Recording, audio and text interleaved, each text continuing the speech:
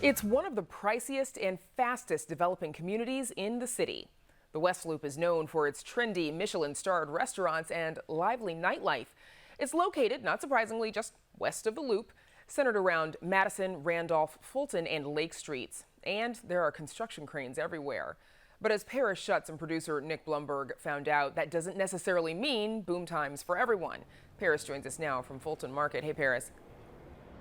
Hey, Brandis. Yeah, and it's one of the trendiest neighborhoods anywhere in the country. Many years running, home to notable restaurants like Girl and the Goat and Au Cheval and Avec.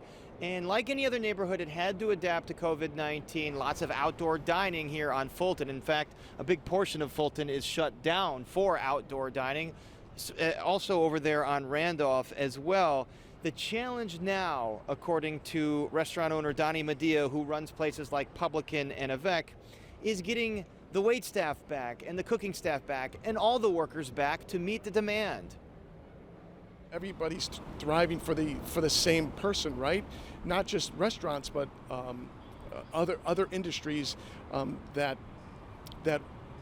restaurant workers were once working in our industry have now gone to a different industry. So we're inching closer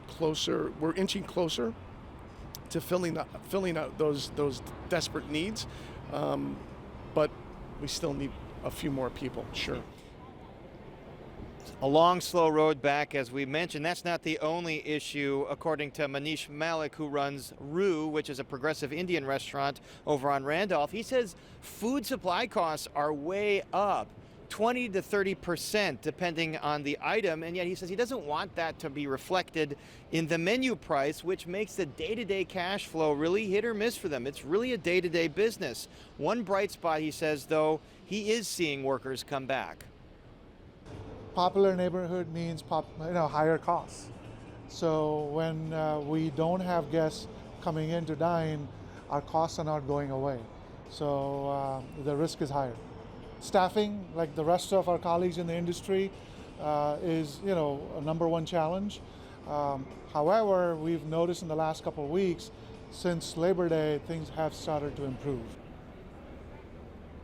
But many businesses we've spoken to here, they're happy to be in the West Loop. It's a great place to be, but they're not back at full capacity, even though capacity restrictions have been lifted for several months. Susan Rothman is the owner of Pure Bar Fitness on Madison. She says her costs have stayed the same, but the money coming in is just a fraction of what it was in 2019.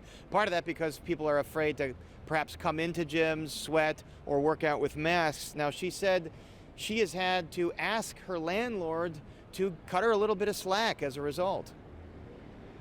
I went to my landlords and said, hey, because of the length of this, I need some relief. And it's hard hearing some of the stories and some of the discrepancies. Some landlords are really willing to work with people and others are playing hardball. And to be honest, looking at the commercial space that's available throughout the city, it doesn't seem like now is the time to play hardball, especially I think with small and medium businesses that provide a lot of variety and vibrancy. Rothman is also on the area's Chamber of Commerce, and let's be honest, most neighborhoods would kill for the level of investment and activity and development that is happening here in the West Loop. Construction cranes littering the skyline, mid-rises going up all over, but there's a tug of war here with residents and businesses who want development, but they are wary of the rising costs that brings, and then along with that, the rising property taxes.